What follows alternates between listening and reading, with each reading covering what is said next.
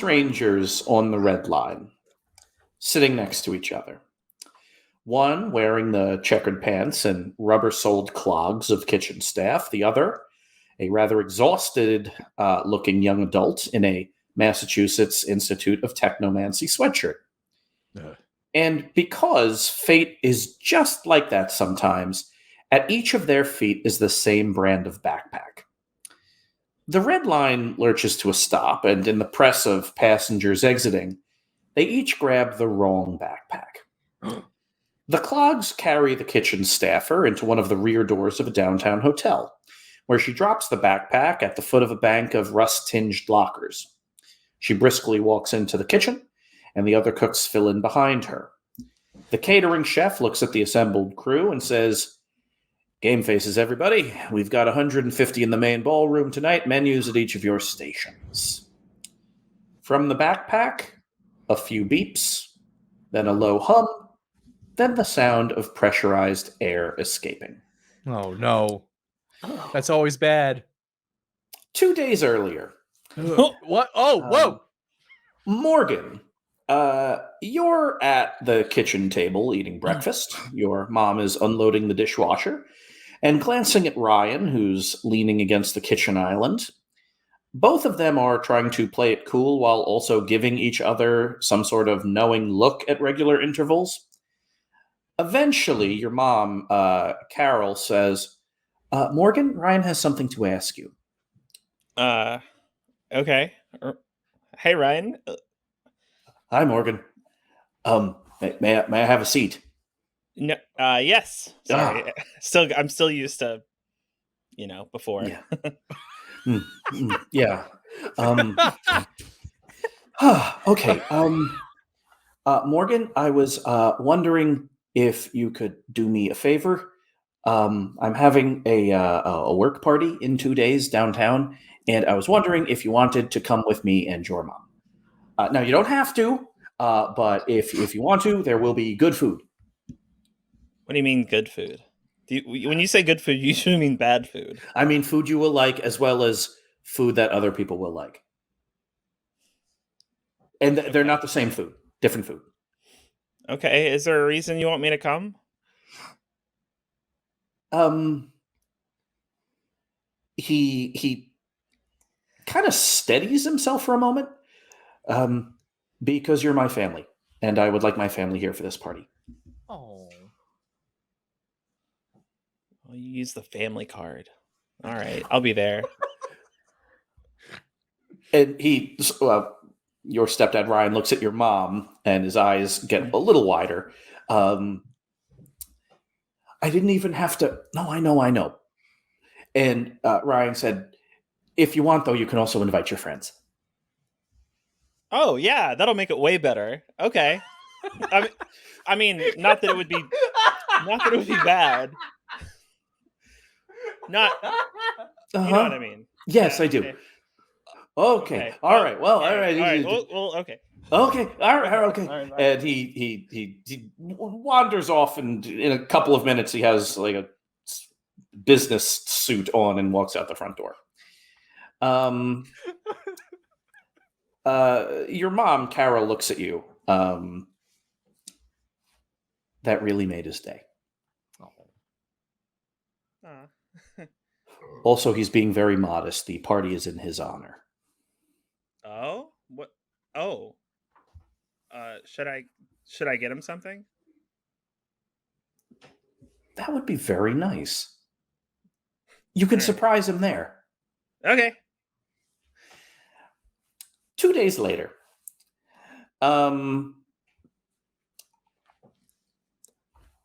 You're all heading downtown to the Grand Copley Hotel. How are you all getting there? We're walking. Oh, walking. Oh. Okay. Yeah, we're walking. Sure. We love to walk. Yeah. Why not? I would like to know, with some degree of detail, what each of you are wearing to this party.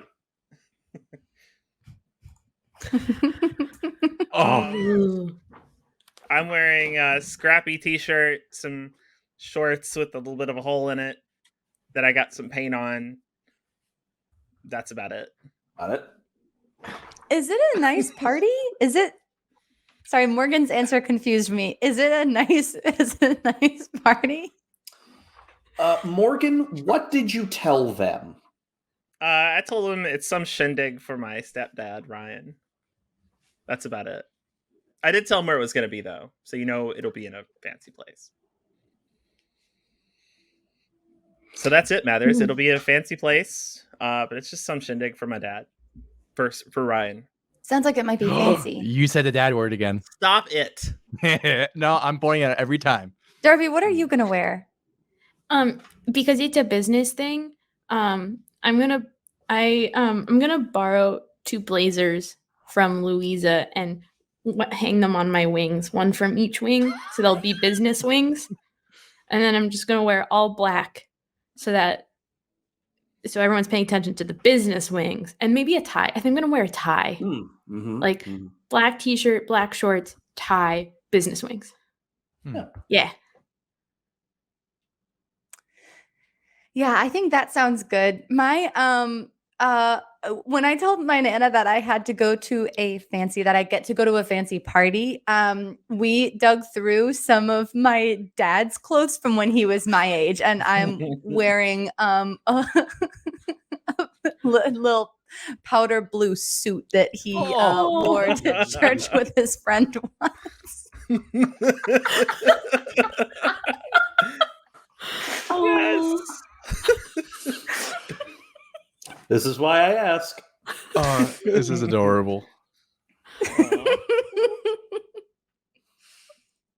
I guess that's. Hey, it's me. I'm wearing a sleeveless shirt because sun's out, Zlobs out. A blazer that he has. He just has a blazer. Of course, he has a blazer, and he found a boat hat, like a straw boat hat. And a boat hat. I love it. It's very eclectic. So, the 4 of you walk in. Carol and Ryan arrived earlier. They offered you all a ride. You all said no, you prefer to walk. So you think they're already in there. And so you kind of walk in and you start wondering, I wonder where this is. And so you open the front door of the Grand Copley Hotel. And have any of you actually been inside the Grand Copley before? No. The lobby is breathtaking in that it really does take your breath away. It's one of Boston's great buildings. It's impressive. It's beautiful. The lobby is full of gorgeous floors and art, big displays of flowers. And you're wondering where in here you're supposed to go. Like normally if you've ever been in a hotel before, it's kind of have to walk up to someone and say, hey, what's this? Hey, I'm here to check in. But the second you walk in, they ask if you're here for the party. Mm-hmm. And they can tell from what we're wearing, probably. Of course. Yeah. And, a door person kind of walks you down this hall with, over these like gorgeous marble floors and long, beautiful century-old rugs. And you walk into the ballroom. There is some degree of pomp and circumstance to this because the double doors swing open. They kind of the door people kind of swing the doors open for every entrant. And inside you are met with white and gold soaring columns, arches, mirrors. It's like some grand cathedral. There's a live band playing some kind of unobtrusive classical music. Oh. If you ask. They're over there, kind of at the far side of this enormous ballroom. There's a small stage with a microphone and a dais, and there are just people milling around. Morgan, what does your mom like when you picture your mom? What is she wearing? Kind of like a more of a gown, like a light blue gown with lots of not like actual metal earrings, but like kind of cheap. Yeah. And she's got her hair kind of done up in a lot of hairspray. How often have you seen her dress up before?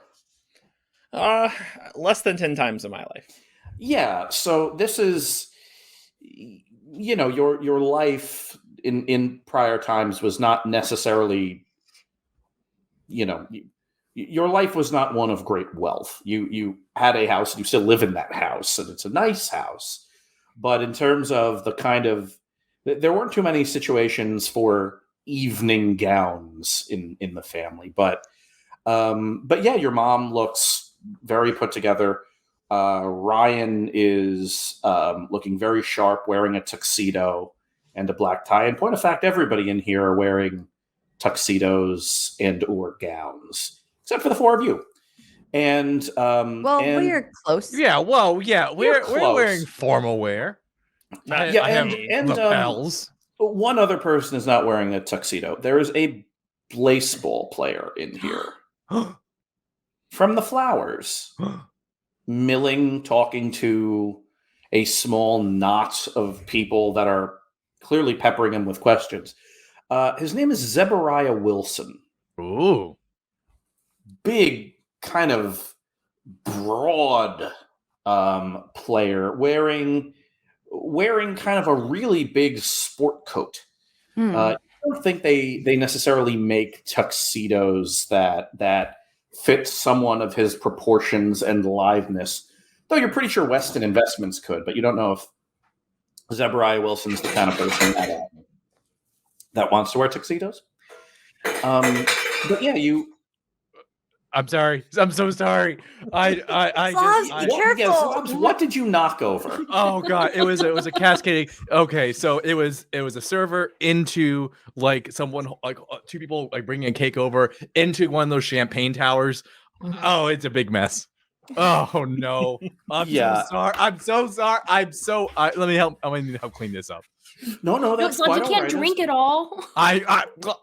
It's fine. Zlobs, you really have to be careful. This is a fancy party.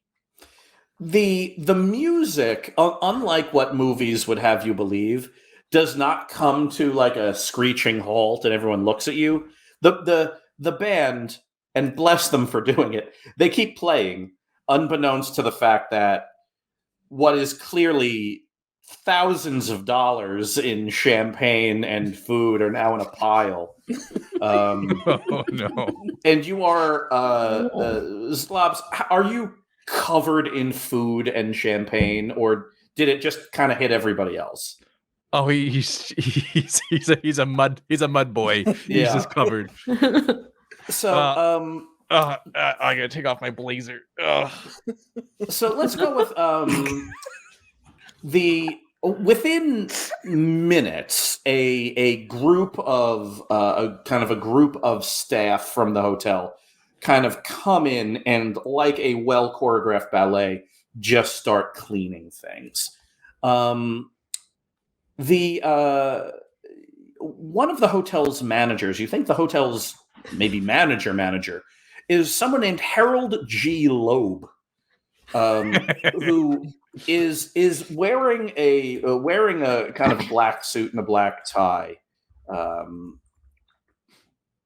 but with a very small kind of gilded nameplate that says H.G. Loeb on it.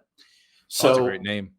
Yeah, he walks up to you, and some assistant of his kind of whispers to him, young Mr. Zlobin, is it? Harold G. Loeb of the Grand Copley. It appears that you have... I shake their hand. Oh, of course, yes. It appears that you've made a bit of a mess. I would like to invite you to one of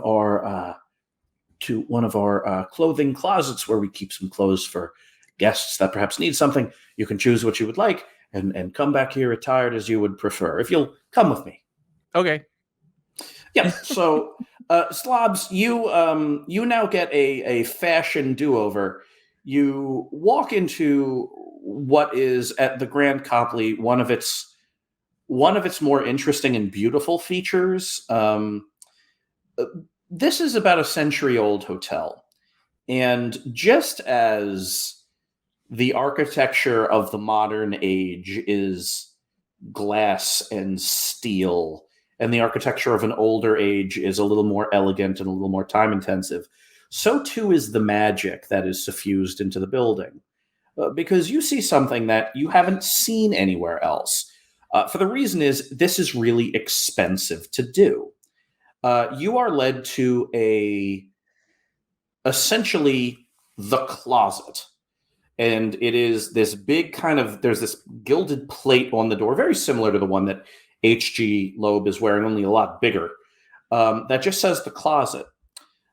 In it is anything. Anything you could possibly wear, with the caveat being that it will vanish the second you leave the hotel. I'll be right back.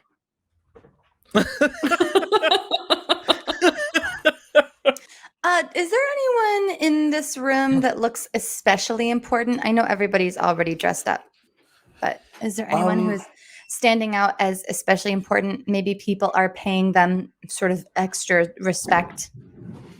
That's an outstanding question. Give me 2d6 plus sharp, please.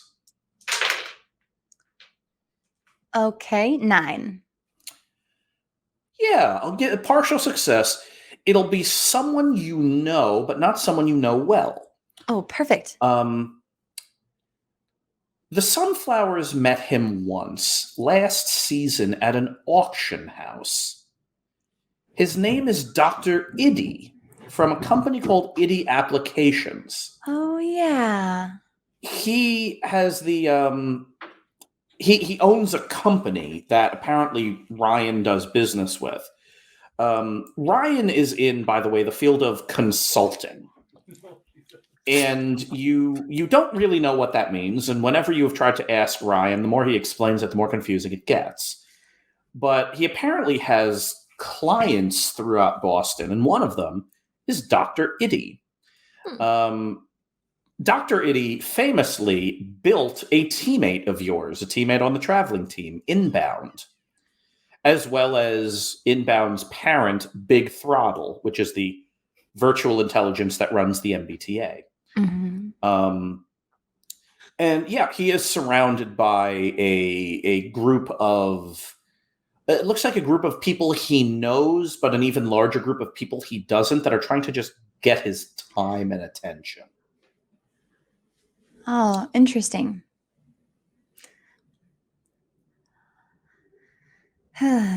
All right, I'll read his mind. 2d6 plus weird, please. Okay, 10. Okay. I already have a secret from this person. Yeah, and what is that secret? Oh. That's true. I think you do have a secret. I do. Person. Hold on, I'm looking in my book. I recall the episode, I believe, was in the 20s, if that helps. That does help. I think that there was so much this episode. Dr. Iddy wants to retire in a lighthouse surrounded by books and his bad paintings. Was that editorializing, or does he self-regard his paintings as bad? I think that was editorializing on your part. You saw through his mind's eye those paintings, and while he regards them with deep affection, they are objectively terrible. Oh, I also found out that the MBTA system is a giant drill to bury Boston in case of emergency. Yeah, see, that's the bigger secret. Yeah. Now that I look at it, that one's probably the juicier one. So I already have 2 secrets from him. So I really don't have much hope, but I'm going to be honest with you all. I haven't had a secret since episode 74. So I actually am feeling quite ill. Well, I should probably give you a choice then. Would you like a really happy secret or a really big secret? Big. Has to be big. It's been 5 episodes. Dr. Iddy is in charge of testing his, at this point, theoretical drill for apparently imminent use. That's really bad. That's a really bad one. Okay. I'll look for some more later. Yeah. That kind of sits with you. Like that's the equivalent of like, a light above a, nuclear warning sign that just turns on for the first time in 70 years. Like that's what that means. So you're processing that. Morgan and Darby, Ryan kind of walks over to the both of you and looks at Mindy for a second, and Mindy is clearly lost in thought or ponderings, and he looks at the both of you. How are we doing? You made it here okay? Are either of you hungry? Are any of you hungry? Where did Zlobs go? Is Zlobs okay? I gesture to the pile. Zlobs. He's getting me close. Well, that makes sense. How are you all doing? You made it here okay, and is there anything you would like? He kind of waves down a passing waiter with kind of past hors d'oeuvres and this tray of tiny little interesting. They're shaped like swans. They look like puff pastry with some kind of little mousse in there. You think it's animal. So it's a bunch of those, like adorable little puff pastries, fancy puff pastries, and then a single pizza roll. You can have it, Morgan. Thank you. I'm going to take it, and then I'm going to walk up to Ryan. Ryan,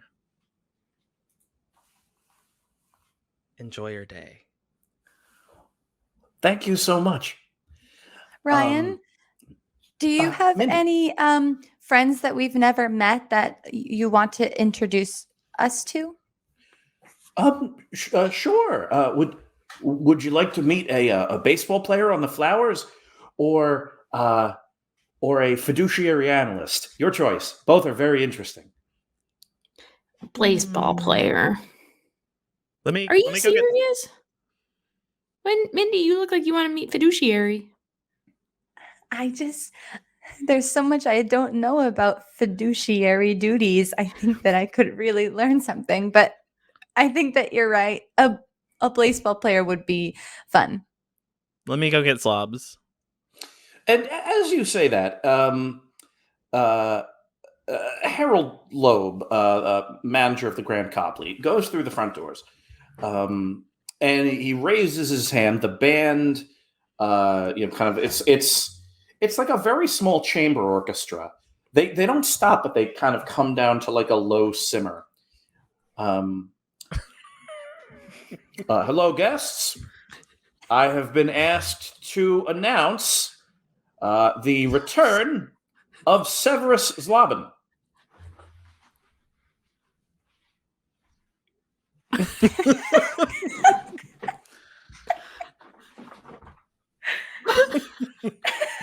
You all may be seated.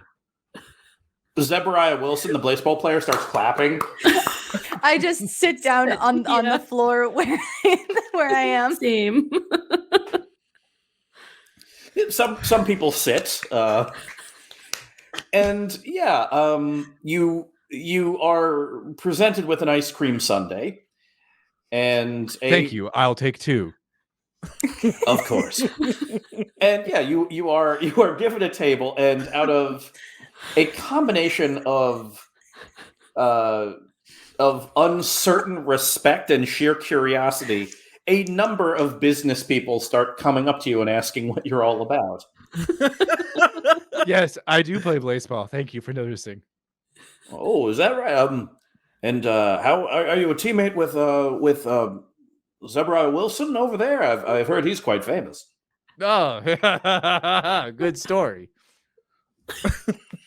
Enjoy the party. And I will. The rest of it to you as well. Sure. And someone else walks up to you, introduces themselves as some. Yeah, I'm sorry. corporate- You cut the line. There was someone else waiting to talk to me. Terribly sorry. I'll be in the back. Yes. No. You have a seat.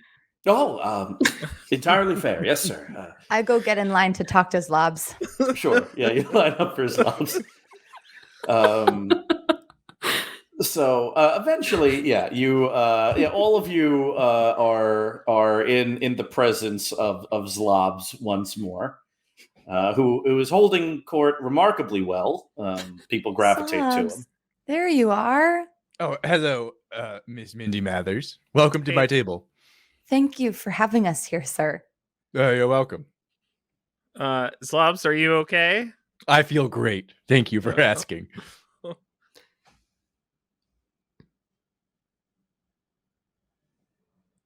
Wait, you're our Zlobs, right? Are you Yes. our Zlobs? Okay, I mean, just making sure. well, ask me a question. You seem changed. Ask me a question. You're Zlobs. I just feel great in this outfit. I just feel like a brimming with charisma. Ask me a question only Zlobs would know. I check that it's Zlobs. Tall and tender. Hey, Zlobs, catch! And I throw in a left baseball. Yeah, it's Zlobs. Ow. It's definitely him. Mm-hmm. Another tray of past appetizers comes by. Some like these little cups with some sort of like foaming fizz inside, a like single piece of steak like rotating above it as if suspended, as well as one hard shell taco. Dibs on the taco. And it is yours. Excuse me. Is this meat non-Euclidean? I can ask the kitchen. Oh, thank you so much. But what is the correct answer? What would you prefer? Yes. I'll be right back. I'll take the cup of fizz. Yep, you have the fizz cup. Some minutes later, a waiter returns with a chef kind of waiting in a doorway nearby. You are handed a small plate with a piece of non-Euclidean beef, which stresses the concept of physics. It is very good. Oh, wow. You can taste the dimensions. What's in the Zlobs? Do you become non-Euclidean now because you ate that? Oh no, couldn't be. I guess we'll have to wait and see. Yeah. Zlobs, 2d6 plus cool, please. Oh no. Oh, cool's fine. Here's fine. 9. I rolled terribly, so roll high. Oh, yeah, you're okay. This is you are able to perceive the various geometric vagaries of the room, and it becomes clear to you that much of this hotel was built with old, complicated artisanal magic to make rooms slightly bigger or appear bigger from certain angles, make sources of light appear where there shouldn't be to cast no shadow and things like that. So, but thankfully, no damage to your brain or endocrine system. What does the cup of fizz taste like? What do you want it to taste like? Something good. Bubbles? Sweet or savory? Sweet. It is. There was kind of this like piece of, you think, meat floating above a cup of bubbly fizz. And you take a sip of it and you're like, boy, I sure am in the mood for something sweet right now. And you kind of take a sip/spoonful, and it's sweet and it works. What about if I want something minty now? Yeah, this is rather minty. What about something fruity like grape? You're out. But you grab another one and that one tastes exactly like grape soda. Okay, I'm getting excited. But on my second cup, I feel like I start to feel my mental processes starting to slow. And when I realize it, I scream and I throw the cup against the wall. I catch it. Yep. You catch it. Mindy, for the rest of the session, sharp is reduced by 1, tough is increased by 1. Oh. Oh, pretty tough. Pretty tough around here. Excuse me, Miss Mathers. Yes, I would love to offer you Zlobins. It's Zlobin. There's no S at the end. I would love to offer you a step down from the table that you are now standing on. Thank you. I will accept your hands, Mr. Zlobs. Thank you very much. May I come to Quorum? Quorum, can I come to Quorum? That we have. I'm not good at this, you guys. What are you talking about? Yeah, what are you Morgan? trying to say? I don't know. I'm just trying to be fancy. Okay. Our table over there. And yeah, there is a table over there. You've a doorman or door person handed you each a card with your name and table on it. Mm-hmm. And yeah, it's in the corner. It's actually right next to the stage. Morgan, Ooh, What did you tell them that my full first name was Minderella? It's not. It's just Mindy. That's the not? whole thing. No, Mindy's I the thought- whole name. Why did I think Minderella? I don't know. I'm not I sure think- that's even a name. Wait, hold on. Morgan, do you know any of our first names? Yeah, you're Zlobs. No, that's That's your Zlob- last name. What's You're, his real first name? Yeah, Morgan, They have just you been said it. saying our last names all this time because you don't know our first names? It's not Morgan! I just haven't used them in a while. You're your boy. Right? Boy. Boy Robin? What's his name, Morgan? Boy! It's Bo. B. Bongo. Boys. And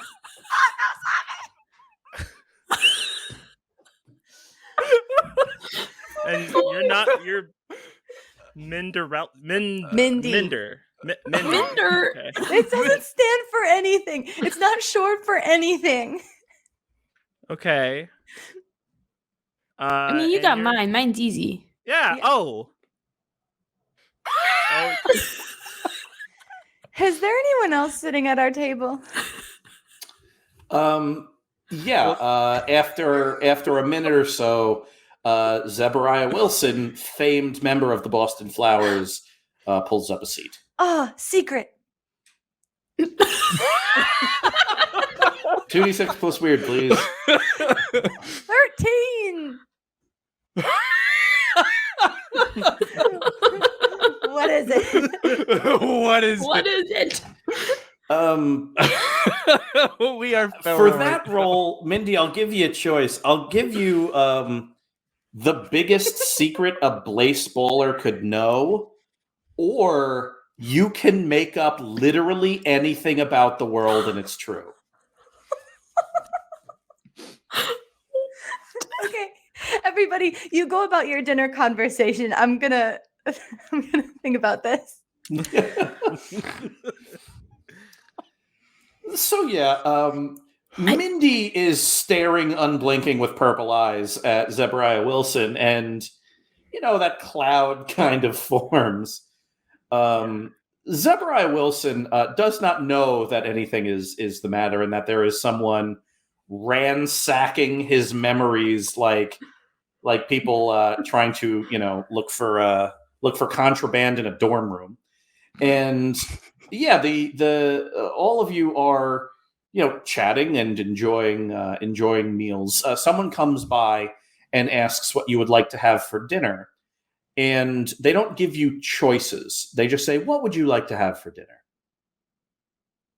I keep staring straight ahead, so Zlobs has to order for me. Yep. Anything? Yes. What would you like for dinner? Great. I would like a 1, 2, 3, 4, a 5-course meal, each representing each meal, of course, representing a different line on the MBTA system.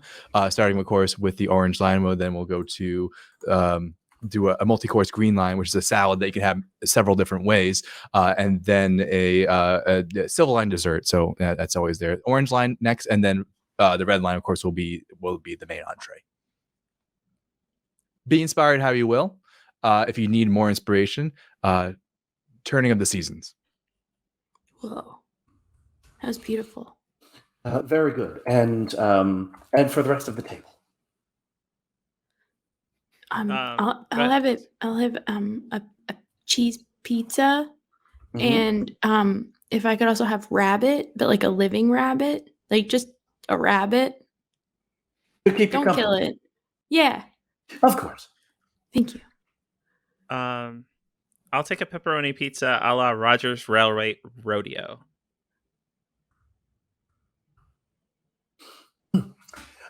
He raises his hand, and someone looks like a door person kind of goes through the double doors with a hot pepperoni pizza from Rogers Railway already here, and kind of places it in front of you. The waiter taking your order. The guest of honor ordered ahead for you. Oh, Ryan. that's just nice. And and then they kind of head off to make the meal. What follows is, well, something rather unexpected. Ryan's boss, the head of this company that Ryan works for, that you still don't necessarily know what it does, is let's see. I had a name, but you know what? The chat always gives me better ones. I was like, "Ooh, Alexander Hamilton. That's interesting." That's not the name.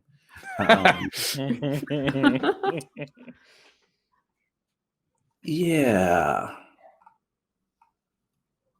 Oh, that's good too.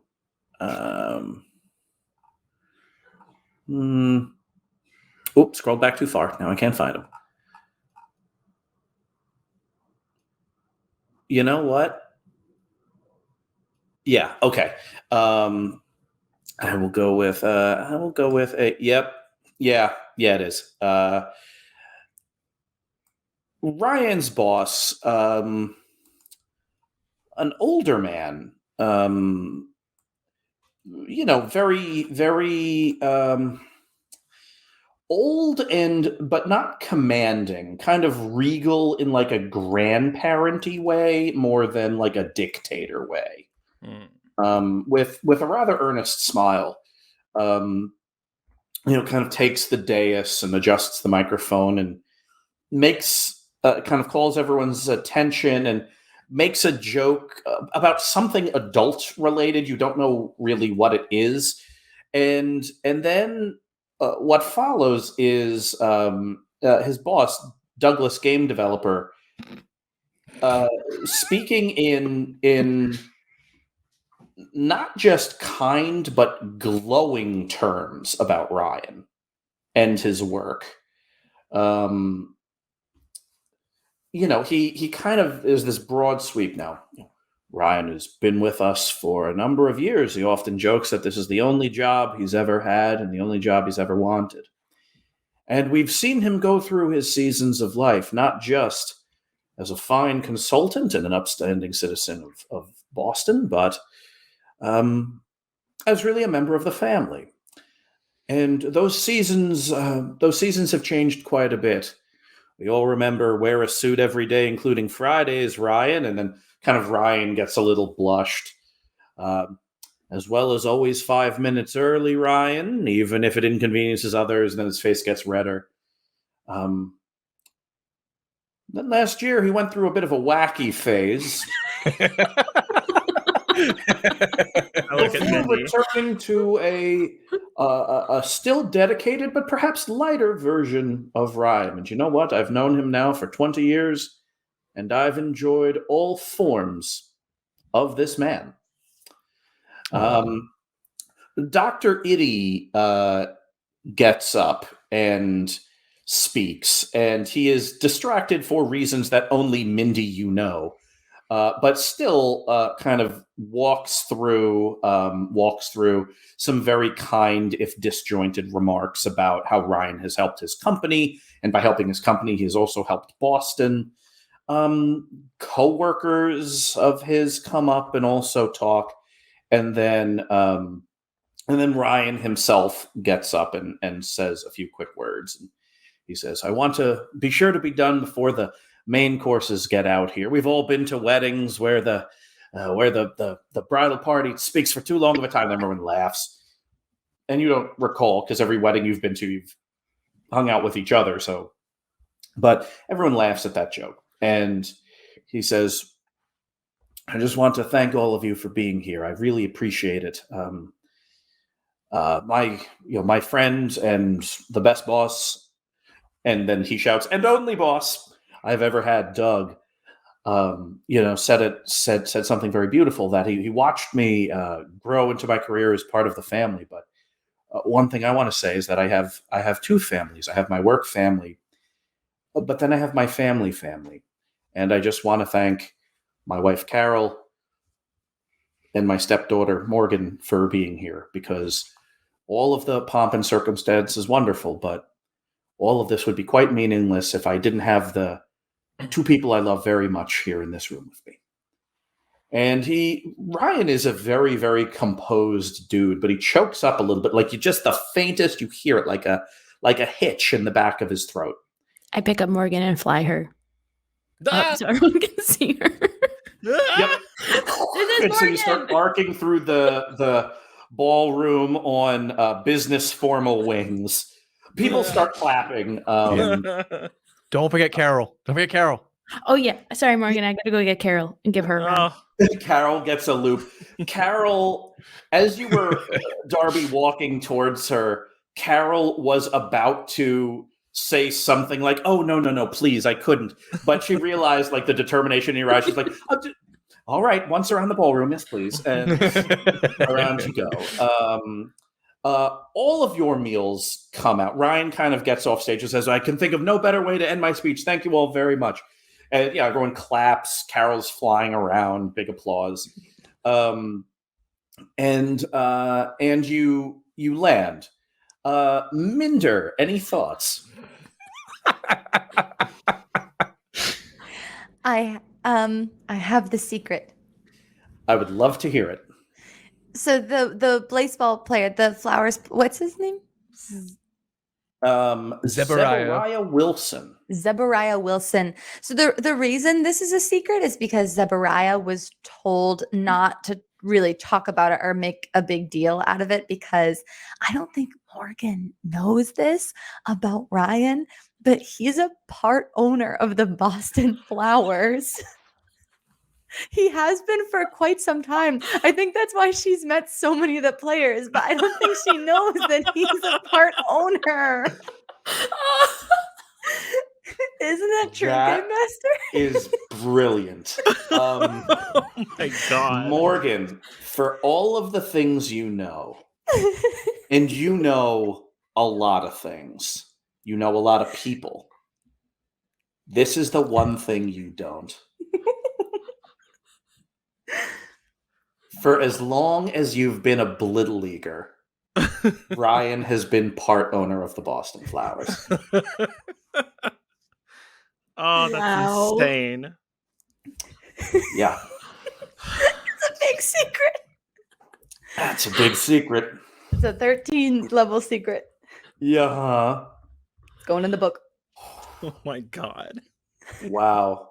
Yeah, and like the whole time, Zebariah Wilson keeps looking at Ryan like in a way that's not just, oh, I was asked to come here because I'm famous. It's like, no, I'm here because my boss is here. And like he didn't even, and you see it all in your head, like the Boston Flower, like you see the meeting in the locker room where it's like Ryan's day job is honoring him and we have to go, but not too many of us could go or Morgan's going to find out. And Ryan's been trying to keep it because Ryan didn't want to make the relationship weird. Yeah. He doesn't want to make her feel like, They elected Zebariah Wilson to go because he's the least talkative of the Flowers. Wow.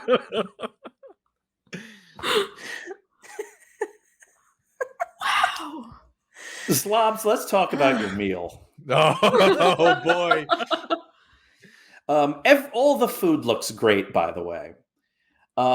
Your orange line course is an amuse-bouche, signifying the breaking of winter into spring.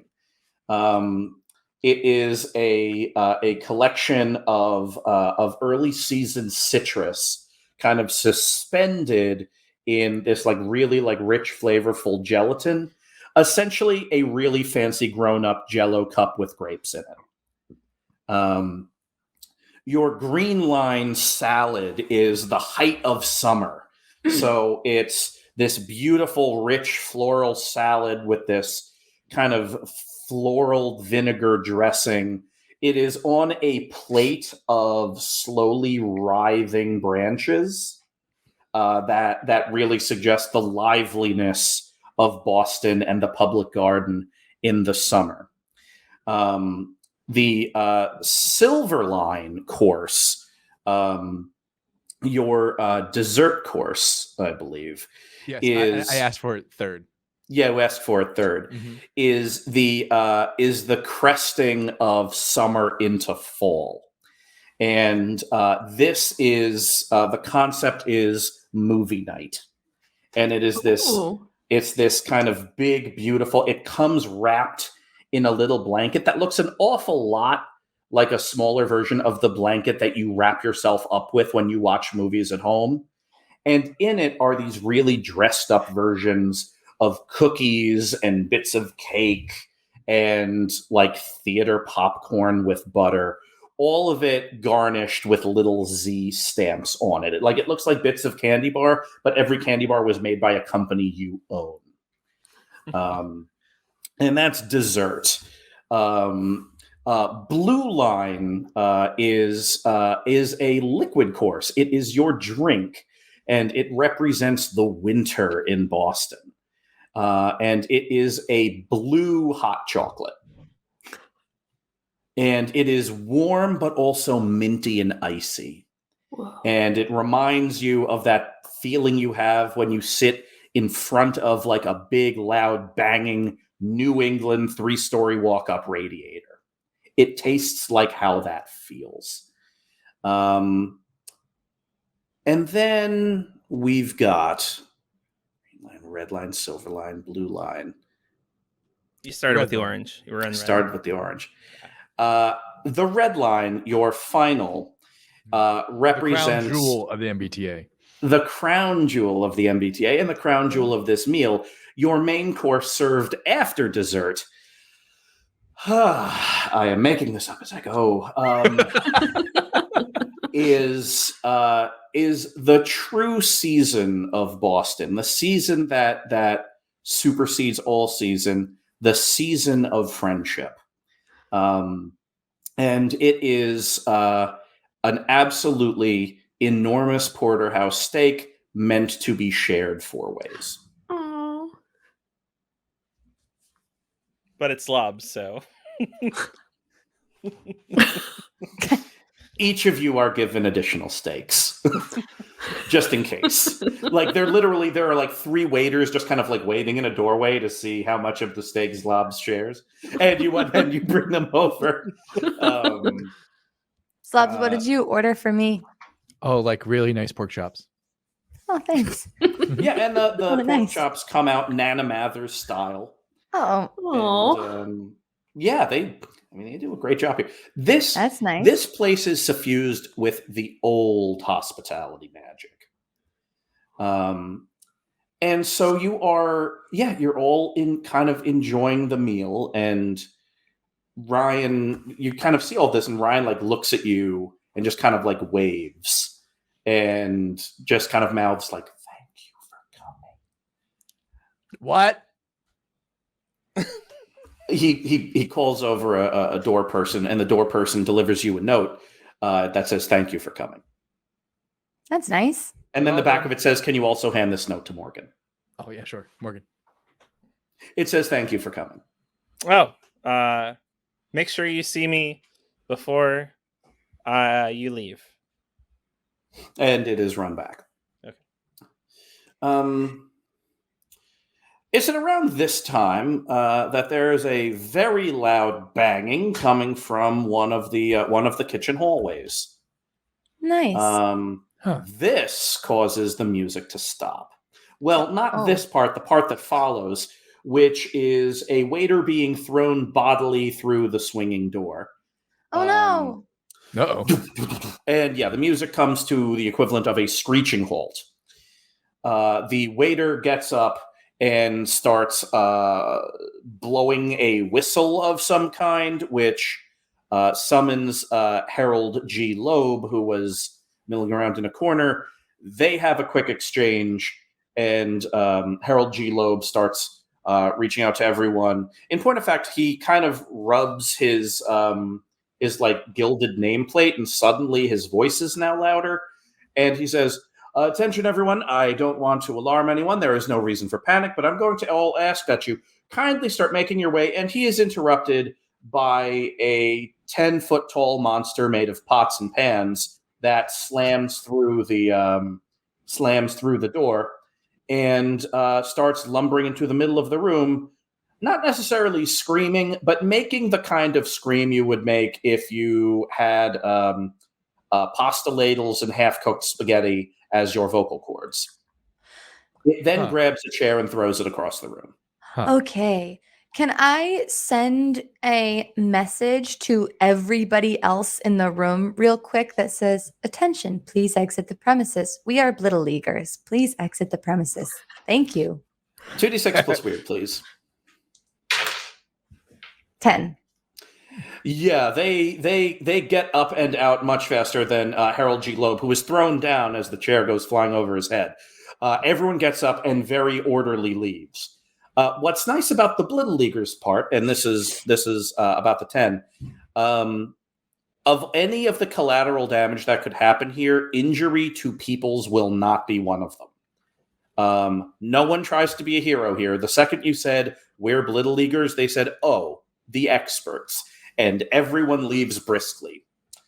So you've got a giant monster made of pots and pans. Mm-hmm. Mm-hmm. Who's going first? Okay, I'll do a thing. Yeah, do a thing. Pots and pans. Electricity. And I just shoot as much as electricity as I can into the central point, where the pelvic bone would be. Yeah. Sounds pretty good. That's going to be a kick some butt roll with weird. 2d6 plus weird, please. 7. 7. Okay, so you are going to do damage to it. Is this going to be a magic missile or a magic ball? Ball. So it's a ball. So you kind of run up to it and kind of blast a concentric expanding circle of energy into it. Yeah, I throw an electric blaseball at it. Yeah, all right. You throw an electric blaseball at it. So you kind of hurl it, and it strikes it. It's 2 harm. It kind of blows apart a really well-seasoned cast iron pan. It kind of sends it sundering and splintering. So you do 2 harm to it, and it does 2 harm back to you, a result of being hit with pan shrapnel. And when it kind of recovers from the recoil of it, I'm pretty sure it's called frond, John. The frond. The frond. Yeah. It picks up a table and hurls it like a frisbee at you, and it strikes you pretty solid, and you kind of go to the ground. Who's going next?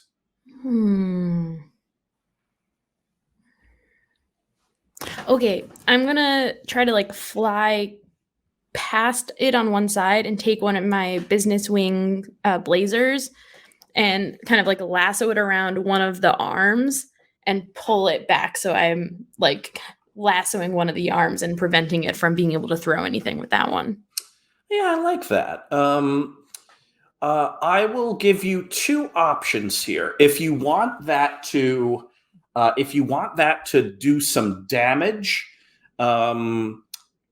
I will let you roll 2d6 plus tough. If you want it to help your teammates, I will let you roll 2d6 plus cool. I think I wanted to help my teammates. 2d6 plus cool. And I'm going to just put my bunny over my shoulders before I go. You got it. The bunny is very excited to be airborne. Yeah. Okay, well, I did roll a 6, and I'm not cool, so it's a little stay a 6. The bunny who emerged from the kitchen, and you're not sure if it's a real bunny or if the kitchen just kind of made it out of hospitality magic, but it's on your shoulder and very excited, but it's also remarkably throwing off your balance, especially when it leaps forward to try to attack this thing itself. Yeah. No, and so no. So you end up kind of bringing your wings around it to kind of corral it in before it hurts itself. And this thing kind of swings a big arm made of half sheet baking trays and kind of whacks you like a cricket ball, and you kind of smash into the pile of string instruments that have been quickly left behind. 2 harm. But none to the bunny. Of course. Who's next? I put down my silverware. Mm-hmm. I dab my face with my napkin. I go over and take a large quaff of one of the fizzy drinks, and I'm hoping for an explosive to come out of my mouth after I drink it. Yeah. Let's kick some butt. I want some explosive flavor, please. Yeah, you want it to taste explosion. Yeah, particularly like a... Yeah, we'll go from there, and we'll see what the dice give us. 2d6 to kick some butt. I'm giving you +1 because I love that idea. Thank you. Yeah. Oh, no. 6. No. Well, it certainly tastes like explosion. Oh. You grab like half a dozen, like 3 in each hand, and throw them back, and your head explodes a little bit. You realize this, like it's like taking all of the Diet Pepsi and all of the Pop Rocks into your face at once. Oof. And heck on the sinuses. Yeah, if you didn't open your mouth, your head would have exploded like a balloon. So you instead open your mouth and essentially shoot a jet of explosive flame up in the air. You are thrown backwards. You take 2 harm. It's like a regal missile arcing through the air. Okay. Kick some butt is plus tough, right? Sure is. I'm still feeling pretty tough. Mm-hmm. I'm gonna run at it with my big knife. Yeah, you got a big knife. Let's see if I can detach one of its feet. Yeah, 2d6 plus tough. Let's see what happens. 9? You do some damage with the big knife, and it does some damage back. That's fair. You so rarely do big knife damage with an actual knife. I want you to narrate how this goes. How does this exchange happen? You do 1 harm to it, it does 2 harm to you. Tell me how it all comes together.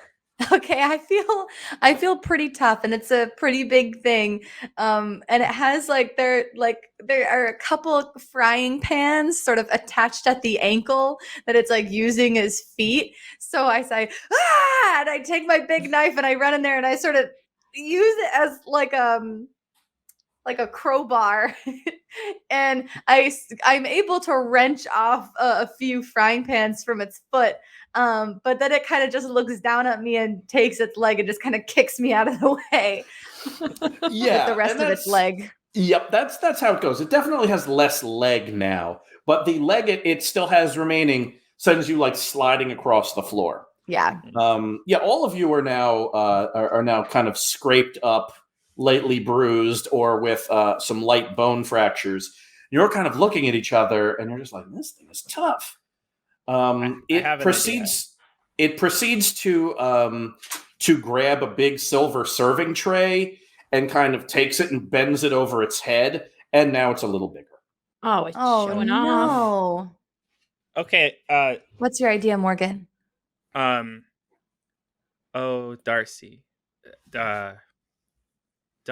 Darby. You did it! Darby's still in a pile of instruments. Darby, grab a tablecloth. I'll grab the 2 corners of it, and we're gonna try and pull it over because pans are blunt. They're not sharp. They're not gonna tear through it. Yeah. I love that. That sounds to me like a. You know what? That's yeah. I'm gonna have that be a 2d6 plus sharp roll because that is a sharp idea that is using physics. If you succeed, everyone's gonna get +1 on their next roll. So Morgan 2d6 plus sharp. 11. Heck yeah. Yeah, Morgan, you start shouting out orders. Darby's business wings extend again. The two of you kind of run and tackle this thing into a big tablecloth. It starts kind of spinning around, and yeah, it's however it is sensing its surroundings. It is now not doing it as well. You don't think it has eyes. Unless there were eyes in the kitchen, which there could be. That kitchen has everything. But somehow the act of enshrouding it in a blanket has disturbed its ability to maneuver. So each of your next rolls gets a +1 on it. Great. Who's going next? I think it's time to see if this thing has a mind. No more 2d6. Mr. Nice Mind. No more Mr. Nice Knife. No more Mr. Knife Mind. 2d6 plus weird +1. Okay. 2d6 plus weird +1 is a 12. There you go. This thing, thankfully, does not have a mind. It appears to be. It doesn't even have emotions. It's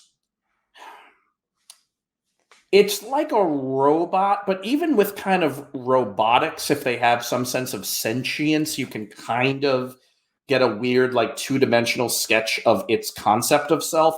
This thing isn't any of that. You're not sure if it's technological or magical. You have no idea, but it's definitely not alive. Do I get any sense of where its impulses are coming from? Yes, you with a 12, you certainly do.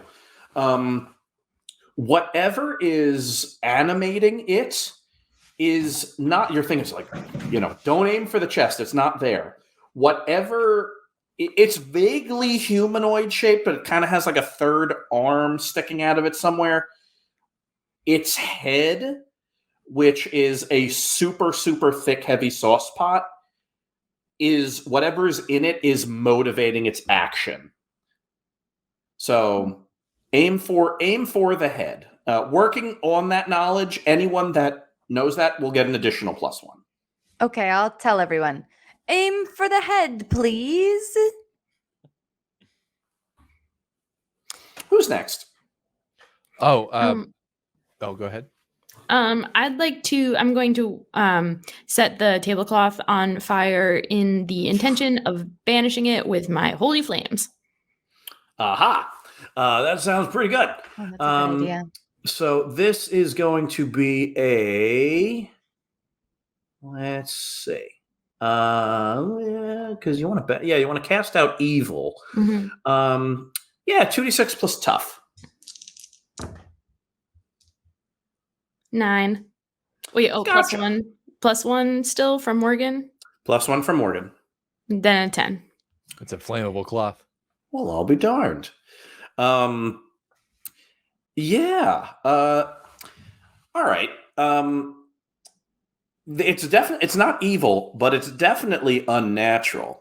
So you're gonna banish this darn thing. Describe how that all looks. Like, what does it look like as you do this thing? So as we've wrapped this tablecloth around it and it's struggling, and I pull out my flaming sword, set the tablecloth on fire, and as the flame starts spreading across the tablecloth, this pots and pans monster starts trying to hit the flame out by hitting itself with the pots and pans. So it's just this big writhing mess of pots and pans, and then slowly it just one by one, the pots just kind of get really, really hot and red and then just burst until each one has burst out of existence. There's lots of steam. Yes, that is exactly how it goes. Zlobs is covered in spaghetti now. Sorry. Yep. This thing kind of punches itself into a searing, steaming wreck. The pots and pans monster itself falls apart. What is left is this big, heavy sauce pot that is now kind of sliding around on the ground. It's kind of moving towards a music stand, and it kind of bumps into it, and now it's connected to the music stand. So now it's a pot with a music stand kind of on it, sliding around. It's like it can no longer harm you, at least not at the moment. And all of you still have +1 from Darby. No, +1 from Morgan, and +1 if you aim for the head, so to speak. It's Who's like going next? It's like a Katamari Damacy Roomba. It is not dissimilar. So Zlobs get bodily thrown into the kitchen, slammed his head on the island. He's not wearing his armor because he got it all dirty. Yeah. So he kind of gets shooken out of his stupor. He rips off his nice clothes, takes a bunch of sheet pans and bends them to be armor. Whoa. And it kind of shook something loose. So now he's analyzing the situations. What is happening? How do we get people out? How do we figure out who's behind this? Is there a field general? His inner tactical genius is coming out. Read a bad situation. 2d6 plus cool. Yeah. Oh, great. +1? Yes. Okay. So that's a 13. Yeah, no, I'm sorry. I'm sorry. 14. Oh, of course. No, I'm sorry. 15. Oh my God. All right. Well, ask me 3 questions from the read a bad situation list. Great. What? Oh, my favorite one. What's the most vulnerable to me? The most vulnerable to you at this point, that pan, or the saucepan, that's now its Roomba body. If you get it really cold, really fast, that'll be the end of it. Fantastic. What's the biggest threat?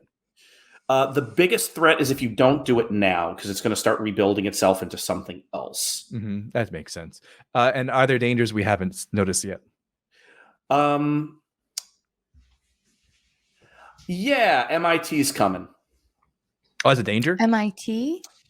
They can be. Jeez. Oh, okay. Darby, can you fly me up to the head? Yeah, of course. Maybe I should try to get a closer signal. So yeah, you with Darby flying you, Mindy, you get a good pass directly over this saucepan Roomba that's moving around. Okay, I'm gonna sit on it. Darby, you drop Mindy on it at the opportune moment. Mindy, let's roll this as a kick some butt roll. 2d6 plus tough. I am feeling tough today. 8. It's pretty good. Yeah, that is pretty good. Partial success. So it's going to do well at this point. It can't really harm you. It does 0 harm in response. Nice. But yeah, you kind of drop on it and kind of stomp/sit on it. It does. You do 1 harm to it. The music stand kind of falls off, and now you're just kind of slowly moving around the room with it as it's kind of moving around. It is very hot, but thankfully, like most powder blue suits from a bygone era, this thing is made of pure asbestos, so it doesn't. It is a remarkable insulator. Okay. Can I get any sense of what's happening, where this came from, what it is, what made it, 2d6 plus weird -1. Because at this point, you're trying to send feelers out to anyone that might know what it is within a few miles radius. Right. That makes sense. Okay, 8 again. All right, so this, I'm going to call it an investigative mystery roll here. So you can ask one question from the investigative mystery list that would come from you kind of quickly active sonaring the psychic vibes of downtown Boston. I guess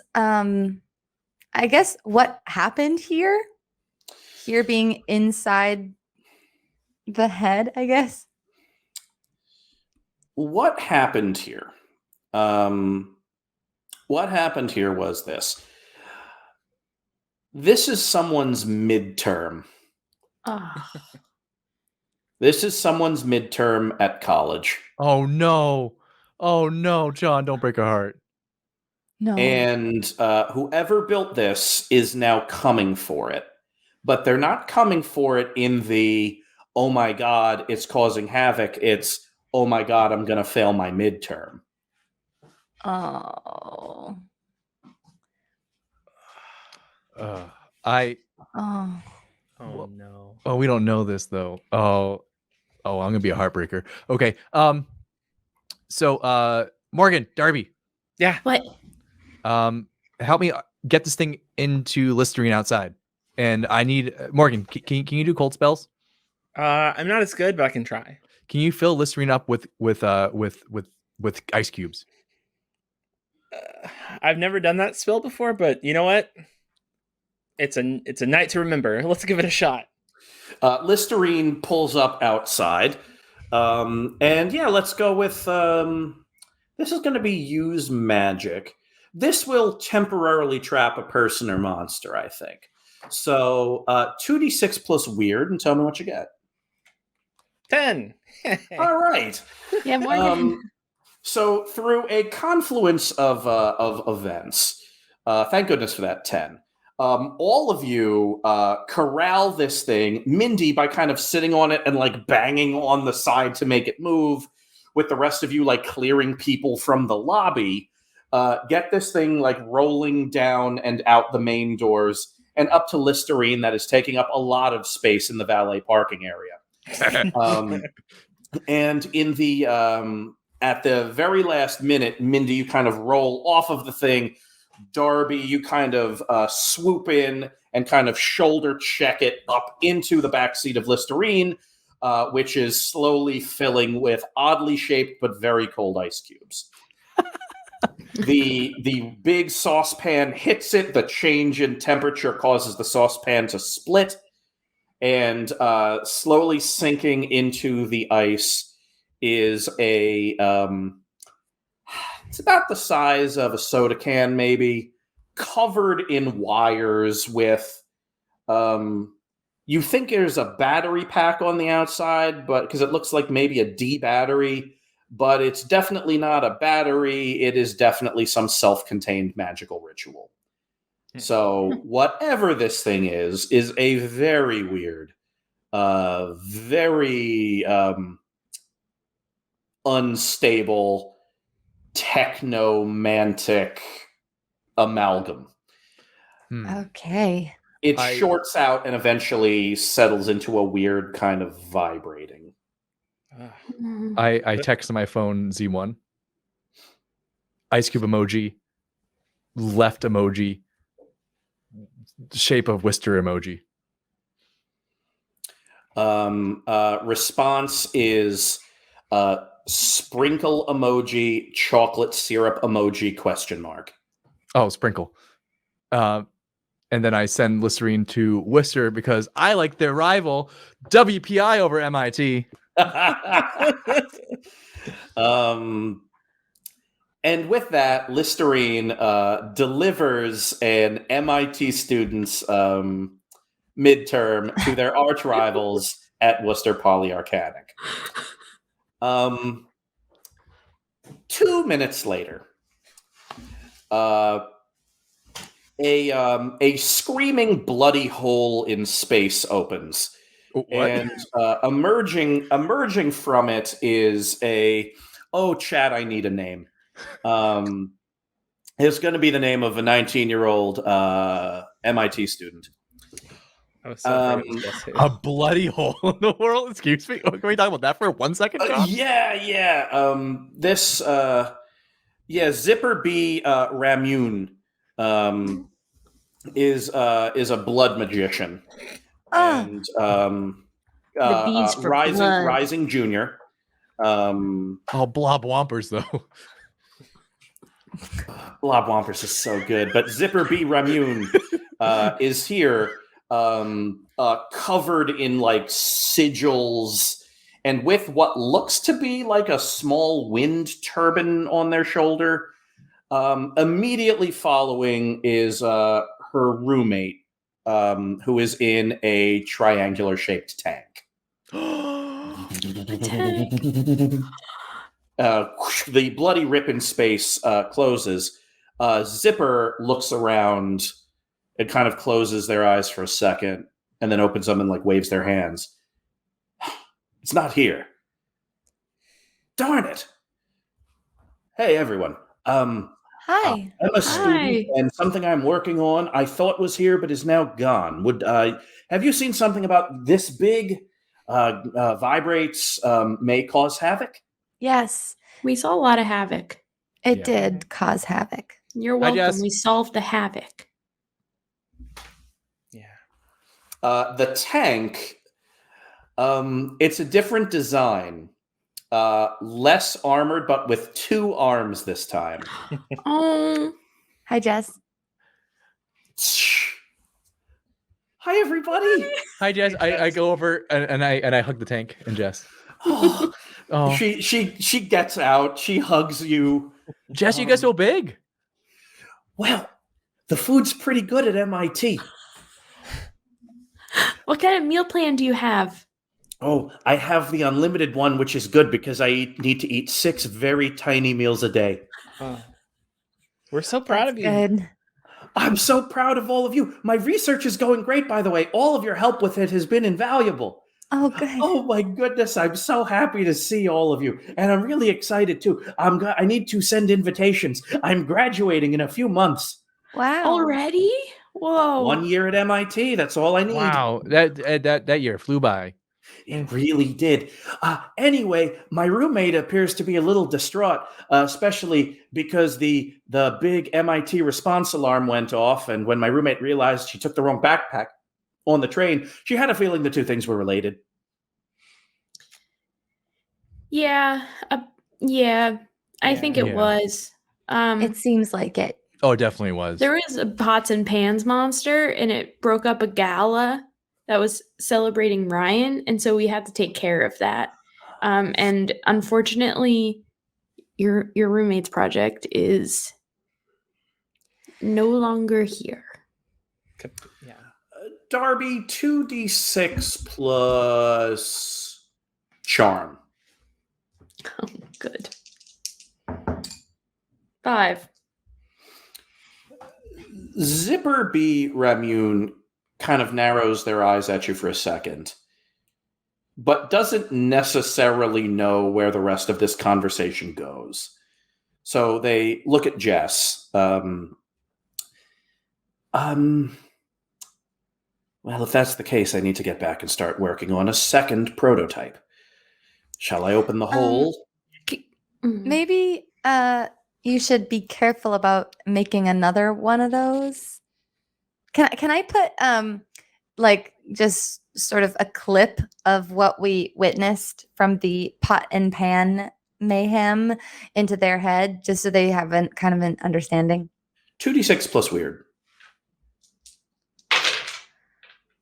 9. Got it.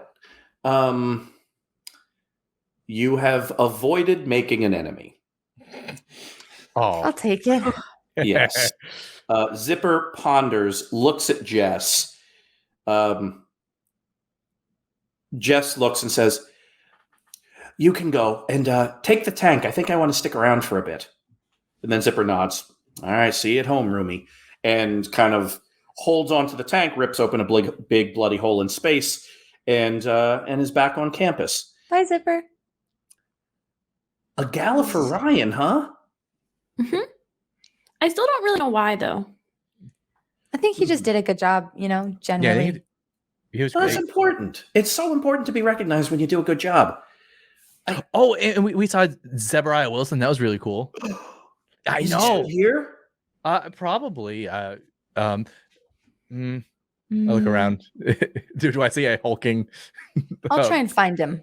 Yeah, can you find him, please? He's there talking to his boss. But the second, Mindy, you approach, he changes from, so yeah, obviously, I think we might need some more outfield help, bolster our shadows. And I love cake. Cake is delicious, and I'm so glad we had some. They're always talking about cake around Ryan. Can I put my hand on his shoulder and say, it's okay. I know all about the cake. He looks down at you. He's literally twice your height. And kind of I couldn't quite reach his shoulder, so I put my hand on his elbow. Yeah, you kind of got elbow. And he looks at you and nods knowingly. Outside, Jess asks, I don't suppose that Ryan would mind a party crasher, would he? No, there's plenty of room at my table. I take off my little cravat and I wrap it around Jess, so she has like a little like fancy outfit. It is essentially a nightgown on her, but she loves it. Wait, hold on. Oh, yay! I love it. She looks like a baby doll on the prairie. 10 minutes later, Zlobs, Mindy, Darby, and Jess Who are sitting at a table. No tablecloth on it. It got wrapped around a pots and it got wrapped around a pots and pans monster and was burned. Mm-hmm. Despite the chaos, the hotel staff get the ballroom back into remarkable order, remarkably fast. And the party continues, though much more somber. Food is served, low music is playing. Morgan, your three teammates, and your former teammate are all chatting and laughing. You are sitting with Ryan at his table. He has his black tie undone. He's nursing an iced green tea in a big mug. Hey Ryan. I got you something for your big day. Oh, you didn't need to get me anything. You being here was enough. Okay. Cool, because it's kind of stupid. I don't know if you guys. Oh, no. Well, don't say that. Nothing that you chose could be stupid. Should I have it now? Do you have it with you after all of the chaos? Yeah, I brought it. It's so stupid. I don't know. It's here. It's a ceramic bowl, like the one that we keep keys in, but this has your name on it rather than Charlie's. He gives you a hug.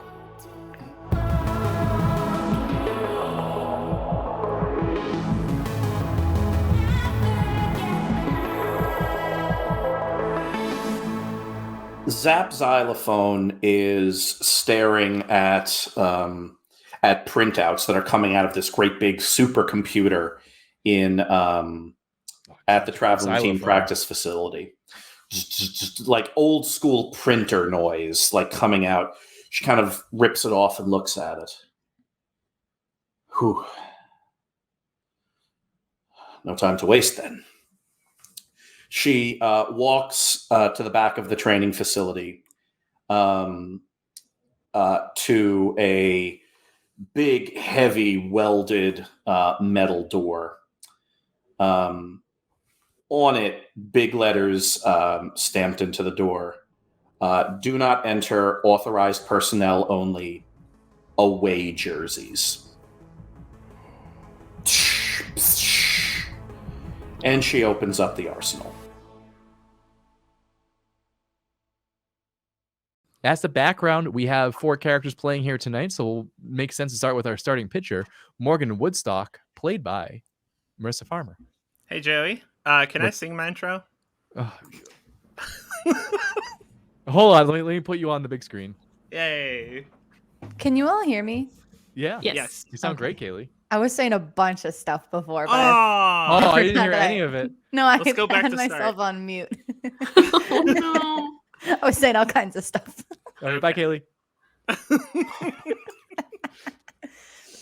Marissa, Okay. I'm ready. Okay. Somerville and not the Somerville and the sunflowers, not the beams. Morgan Woodstock, she's a pitcher on the team. Using shields to prevent friends from fall. She slings spells like electric blazeballs. Her dad is rich, but she hates to sing that song. Give her pizza, cause truffles are just wrong. Popularity, that's her thing. And thank you, Joey T. Badger, for letting me sing.